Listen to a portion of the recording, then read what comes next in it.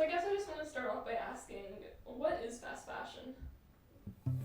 I define fast fashion as mass produced like clothing or just fabric items, usually worn, and these usually sold online, and they're mass produced, and usually people in other countries, typically children to young adults, are labored and paid minimum to barely any wage to make these said mass produced products, and then they're sold online and are very affordable and cheap for like average families or low income families.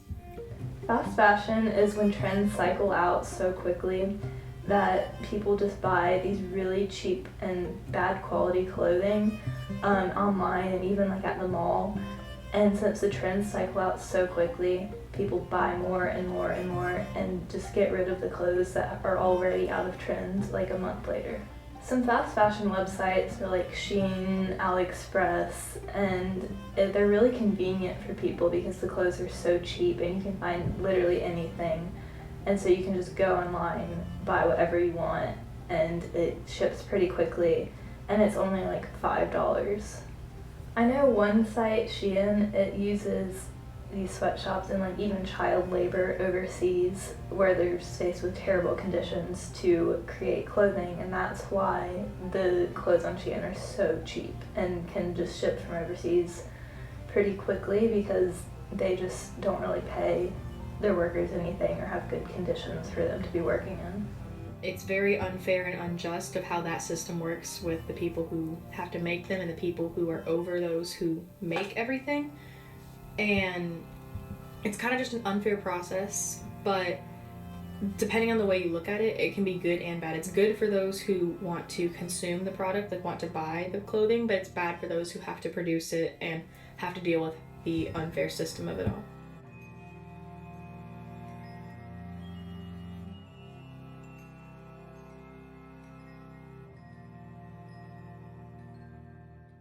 I think so many textile industries have been relocated overseas because just governments and politicians and just all of the big businesses that they kind of work together with really want cheap labor, and they can find that overseas more than they can find it in their own country, and so they ship all of these textile industries overseas into different countries where they can use unethical labor force and like sweatshops and everything like with Shein. The US does have a long way to go with labor reforms, but at least here we have like a minimum wage that is set and child labor laws. So clothes produced in the US are just inherently more expensive than clothes in countries where they don't have any protections for their workers. And so, what does fast fashion have to do with upstate South Carolina and specifically Greenville, South Carolina? Greenville is this kind of like up and coming and growing city with more and more people moving to it every year, which causes more big businesses to come here. But it was really built originally on textiles, and it was once the textile capital of the world. I'm gonna be honest, I don't know much about it. I know that there was a lot of textile mills. I know that there's a lot that are abandoned. I know that there's probably still some production somewhere, but as far as how much and where, I don't know. But I do know that, especially in South Carolina, it used to be a big part of the profit made and like the economy. We've been taught a little bit about local textiles in school, but beyond that, I think the only thing really keeping the history alive is the stories from former workers.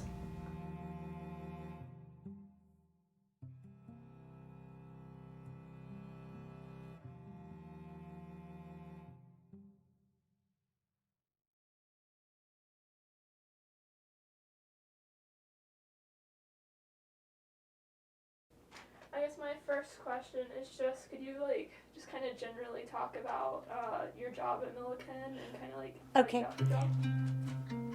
Well, I worked in the textile industry for 30 years at one plant and 16 years at another plant. My 30 years at the one plant, Franklin Dyed Yarns, I loved it. The people were just as wonderful and beautiful to me as they could be, and I did not ever want the plant to close, but one day it closed. And so when they had the day where the people would come over to interview all the leftover employees, I was one of the leftover employees, and I was interviewed by a representative from Milliken. And so in 1999, when we finally closed the Franklin plant, I went to Milliken. It was very enjoyable.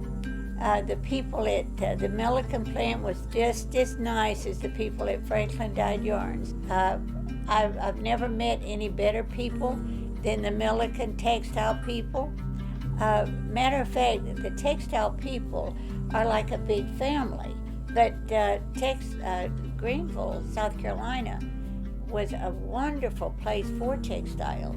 They had baseball teams, they had football teams. The different plants would play each other.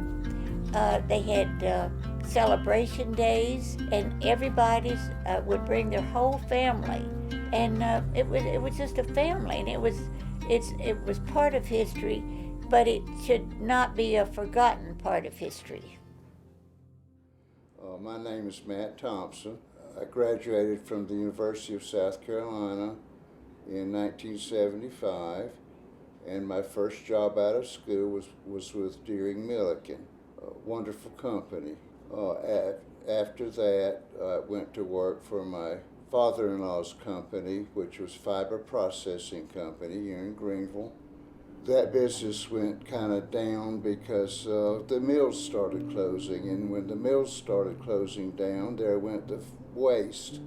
So by the by, that business went under.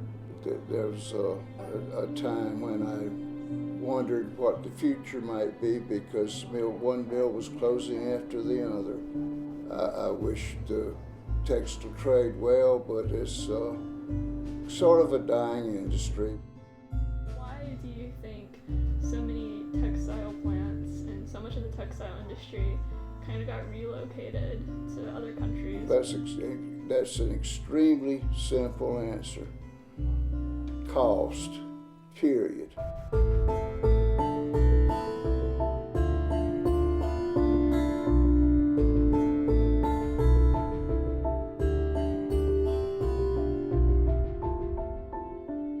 I was very deeply sad when the Judson plant where I worked closed. November the 16th was my last day at Milliken. That was a very sad day, but I had to put on a positive front. Nobody knew that I was sad leaving because I told them that I was going to be happy and everything, but my heart was broken. It's still a necessary industry. We still have to wear clothes, and as long as we have to wear clothes and sleep on sheets, and there will always be a textile industry. It just won't be the same.